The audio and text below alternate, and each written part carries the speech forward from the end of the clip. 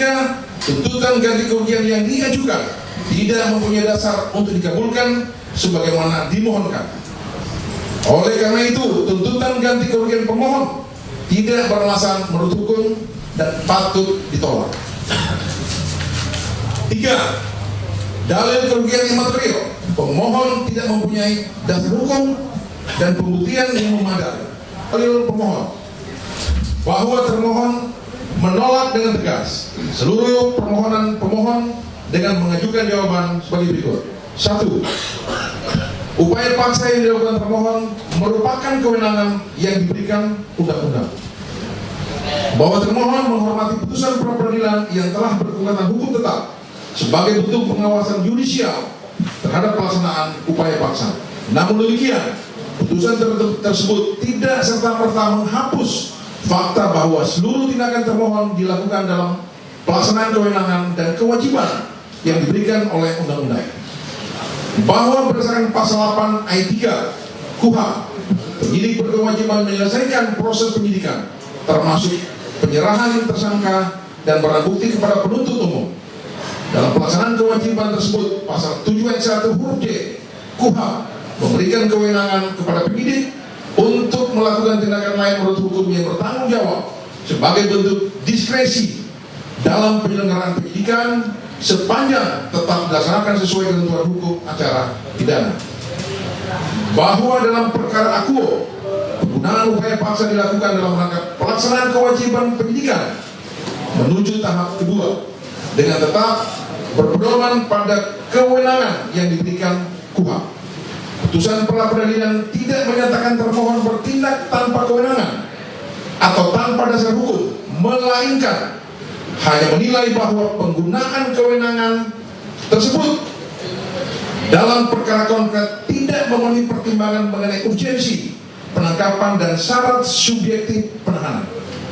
Oleh karena itu, putusan pra-peradilan tersebut tidak serta-merta membuktikan telah terpenuhinya unsur tanpa alasan yang sah berdasarkan undang-undang sebagaimana dimaksud dalam pasal 173 ayat 1 Undang-Undang Nomor 20 Tahun 2025 tentang KUHP. Dengan demikian, tuntutan ganti kerugian yang diajukan pemohon tidak dapat dikabulkan secara otomatis dan tetap harus dibuktikan berdasarkan ketentuan hukum yang berlaku. 2. Tuntutan ganti kerugian pemohon tidak beralasan menurut hukum bahwa tuntutan ganti kerugian sebesar 206 juta rupiah yang diajukan pemohon tidak mempunyai dasar hukum dan dasar pembuktian yang memadai. Bahwa sekalipun pemohon mengajukan bukti berupa kwitansi atau bukti pembayaran atas sejumlah pengeluaran, bukti tersebut hanya membuktikan telah terjadinya pengeluaran sejumlah uang, namun tidak serta-merta membuktikan bahwa seluruh pengeluaran tersebut merupakan kerugian yang timbul sebagai akibat langsung kausal verbal dari tindakan termohon dan karenanya wajib dibebankan kepada negara sebagai ganti kerugian. Bahwa setiap komponen kerugian hanya didasarkan pada penilaian sepihak pemohon tanpa ukuran yang objektif dan terukur. Bahwa selain itu, besaran tuntutan ganti kerugian bahwa setiap komponen kerugian yang didalilkan pemohon tetap harus dibuktikan mempunyai hubungan sebab akibat yang langsung dengan tindakan termohon serta memenuhi unsur kewajaran dan kepatutan. Terlebih lagi, tuntutan kerugian imaterial sebesar 100 juta rupiah hanya didasarkan pada penilaian sepihak pemohon tanpa ukuran yang objektif dan terukur. Bahwa selain itu, besaran tuntutan ganti kerugian yang diajukan pemohon juga tidak sejalan dengan ketentuan pasal 9 Peraturan Pemerintah Nomor 92 Tahun 2015. Pemohon tidak pernah mendalilkan maupun membuktikan mengalami luka berat, cacat atau meninggal dunia sebagaimana dimaksud dalam pasal 9 ayat 2 dan ayat 3, sehingga tuntutan ganti kerugian yang diajukan tidak mempunyai dasar untuk dikabulkan sebagaimana dimohonkan. Oleh karena itu, tuntutan ganti kerugian pemohon tidak beralasan menurut hukum dan patut ditolak. 3. dalil kerugian imaterial, pemohon tidak mempunyai dasar hukum dan pembuktian yang memadai bahwa dalil pemohon mengenai adanya serangan terhadap kehormatan, beban psikologis, rasa cemas, stigma sosial, maupun kerusakan reputasi akibat pemberitaan media pada hakikatnya hanya merupakan orang yang sepihak yang belum membuktikan bahwa seluruh keadaan tersebut merupakan akibat langsung atau kausal verbal dan tindakan termohon yang dipermasalahkan dalam perkara akuo, bahwa tekanan psikologis, perhatian publik maupun pemberitaan media tidak semata-mata dapat dibebankan sebagai akibat hukum dari tindakan termohon. Terlebih pemohon telah berstatus sebagai tersangka sebelum dilakukan penangkapan dan penahanan, sehingga berbagai konsekuensi sosial maupun pemberitaan yang timbul tidak dapat secara otomatis dihubungkan sebagai akibat langsung dari tindakan yang dipersoalkan dalam permohonan ini. Bahwa dari pemohon yang mendasarkan besarnya kerugian imaterial pada statusnya sebagai tokoh publik, mantan menteri dan mantan anggota DPR RI juga tidak mempunyai dasar hukum, KUHP maupun peraturan pemerintah nomor 92 tahun 2015 tidak menjadikan kedudukan, jabatan, reputasi atau popularitas seseorang sebagai parameter untuk menentukan besarnya ganti kerugian. Penentuan ganti kerugian harus didasarkan pada pembuktian yang objektif mengenai adanya kerugian yang mempunyai hubungan sebab akibat secara langsung dengan tindakan yang dipermasalahkan, bukan pada status sosial pemohon. Bahwa selain itu pemohon tidak mengajukan pembuktian yang objektif mengenai adanya gangguan psikologis sebagaimana didalilkan, maupun pembuktian yang menunjukkan bahwa gangguan tersebut secara langsung ditimbulkan oleh tindakan termohon. Oleh karena itu, tuntutan kerugian imaterial sebesar 100 juta rupiah semata-mata merupakan penilaian sepihak pemohon yang tidak mempunyai dasar pembuktian yang memadai untuk dibebankan kepada negara. Berdasarkan uraian tersebut, dalil pemohon mengenai kerugian imaterial tidak beralasan menurut hukum dan oleh karenanya patut untuk ditolak. Mohon izin yang mulia kami pernah lanjutkan oleh rekan. Mohon izin kami lanjutkan yang mulia. 4. Kerugian yang didalilkan pemohon tidak memiliki hubungan sebab akibat secara langsung dengan tindakan termohon. Bahwa termohon menghormati putusan pra peradilan yang telah menyatakan tindakan penangkapan dan penahanan terhadap pemohon tidak sah. Namun demikian, putusan tersebut tidak serta-merta membuktikan bahwa seluruh kerugian material maupun imaterial yang didalilkan oleh pemohon merupakan akibat langsung dari tindakan termohon. Bahwa dalam perkara tuntutan ganti kerugian, pemohon tetap dibebani kewajiban untuk membuktikan adanya hubungan sebab akibat yang nyata dan langsung kausal verbal antara tindakan yang dinyatakan tidak sah dengan setiap kerugian yang dimohonkan. Oleh karena itu, tidak setiap pengeluaran, penderitaan, ataupun konsekuensi yang dialami oleh pemohon dapat secara otomatis dibebankan sebagai tanggung jawab negara.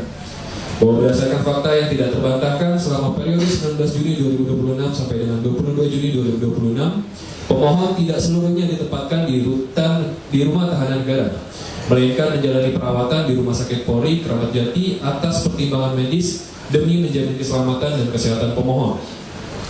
Keadaan tersebut menunjukkan bahwa tindakan termohon selama periode dimaksud juga diarahkan pada pemenuhan hak atas pelayanan kesehatan pemohon, sehingga tidak tepat apabila seluruh kondisi yang dialami pemohon selama kurun waktu tersebut dipersamakan sebagai akibat penahanan yang menimbulkan kerugian sebagaimana didalilkan. Bahwa dengan demikian pula terhadap dalil kerugian imaterial berupa tekanan psikologis, rasa cemas, stigma sosial maupun penurunan reputasi pemohon tidak dapat serta-merta mengaitkannya sebagai akibat langsung dari tindakan termohon. Keadaan tersebut dapat dipengaruhi oleh berbagai faktor, antara lain proses hukum yang sedang berjalan, status pemohon sebagai tersangka, maupun pemberitaan media yang berada di luar kendali termohon. Oleh karena itu, tanpa adanya pembuktian yang objektif mengenai hubungan sebab akibat yang langsung, dalil tersebut tidak mempunyai dasar hukum yang cukup untuk dibebankan sebagai ganti kerugian kepada negara. Bahwa dengan demikian, tuntutan ganti kerugian yang diajukan oleh pemohon tidak memenuhi unsur hubungan sebab akibat secara langsung, direct causal link antara tindakan termohon dengan seluruh kerugian yang didalilkan, sehingga tidak mempunyai dasar hukum untuk dikabulkan. 5. biaya jasa advokat bukan merupakan komponen ganti kerugian yang menjadi beban negara, bahwa KUHP maupun peraturan pemerintah nomor 92 tahun 2015 tidak menempatkan biaya jasa advokat sebagai komponen ganti kerugian yang menjadi beban negara dalam mekanisme tuntutan ganti kerugian akibat tindakan upaya paksa. Bahwa biaya jasa advokat yang dikeluarkan pemohon lahir dari hubungan hukum keperdataan antara pemohon dengan advokat yang dipilihnya berdasarkan kesepakatan para pihak. Hubungan hukum tersebut bersifat kontraktual dan mengikat para pihak yang membuatnya, sehingga tidak serta-merta menimbulkan kewajiban bagi negara untuk menanggung atau mengganti biaya yang timbul dari perjanjian tersebut. Bahwa keputusan pemohon menggunakan jasa advokat tertentu beserta besaran honorarium yang disepakati merupakan pilihan hukum pemohon sendiri. Oleh karena itu, biaya yang timbul dari hubungan kontraktual tersebut tidak mempunyai hubungan sebab akibat secara langsung dengan tindakan termohon, melainkan merupakan konsekuensi dari perikatan perdata yang dibuat secara sukarela oleh pemohon. Bahwa dengan demikian, tuntutan penggantian biaya jasa advokat tidak mempunyai dasar hukum untuk dibebankan kepada negara dalam perkara akuo dan oleh karenanya patut untuk ditolak. 6. Dalil hilangnya pendapatan dari channel podcast tidak memenuhi unsur kerugian yang nyata dan terbukti. Bahwa dalil pemohon mengenai hilangnya pendapatan dari channel podcast tidak mempunyai dasar pembuktian yang memadai, karena hanya didasarkan pada perkiraan atau potensi penghasilan yang menurut sifatnya belum pasti akan diterima. Bahwa pendapatan yang berasal dari platform digital termasuk channel podcast bukan merupakan pendapatan bersifat tetap atau pasti, melainkan bergantung pada berbagai faktor, antara lain jumlah penayangan atau views, tingkat interaksi atau engagement, algoritma platform, nilai iklan, kerjasama komersial, serta faktor lainnya yang berubah-ubah setiap waktu. Oleh karena itu, besarnya pendapatan dari channel podcast tidak dapat diasumsikan sebagai penghasilan yang secara pasti akan diperoleh. Bahwa oleh karena itu, untuk dapat dijadikan dasar tuntutan ganti kerugian, pemohon wajib membuktikan bahwa terdapat penghasilan yang telah pasti menjadi haknya dan tidak diperoleh sebagai akibat langsung dari tindakan termohon. Pembuktian tersebut tidak cukup dengan hanya menunjukkan estimasi, proyeksi, atau perhitungan sepihak mengenai potensi pendapatan yang mungkin diperoleh apabila konten tetap dipublikasikan. Bahwa selain itu, pemohon juga wajib membuktikan adanya hubungan sebab akibat kausal verbal yang langsung antara tindakan termohon dengan hilangnya pendapatan yang didalilkan. Mengingat penghasilan dari platform digital dipengaruhi oleh berbagai faktor yang berada di luar kendali termohon, maka tidak dapat serta-merta disimpulkan bahwa setiap potensi penurunan pendapatan merupakan akibat langsung dari tindakan termohon. Dengan demikian, dalil pemohon mengenai hilangnya pendapatan dari channel podcast tidak. I'd like to say goodbye to my son one last time. Dad, help me. Tindakan termohon, sehingga tidak mempunyai dasar hukum untuk dijadikan dasar penetapan ganti kerugian dalam perkara akuo. 7. Permohonan pemohon tidak sesuai dengan ruang lingkup ganti kerugian menurut KUHP. Bahwa sebelum dilakukan pelimpahan tersangka dan barang bukti, berkas perkara akuo telah dinyatakan lengkap atau P21 oleh penuntut umum pada Kejaksaan Tinggi Daerah Khusus Jakarta. Dengan demikian, termohon mempunyai kewajiban hukum untuk menyerahkan tanggung jawab atas tersangka dan barang bukti kepada penuntut umum, sebagaimana diatur dalam pasal 8 ayat 3 huruf B Undang-Undang Nomor 8 Tahun 1981 tentang Hukum Acara Pidana. Bahwa dalam melaksanakan kewajiban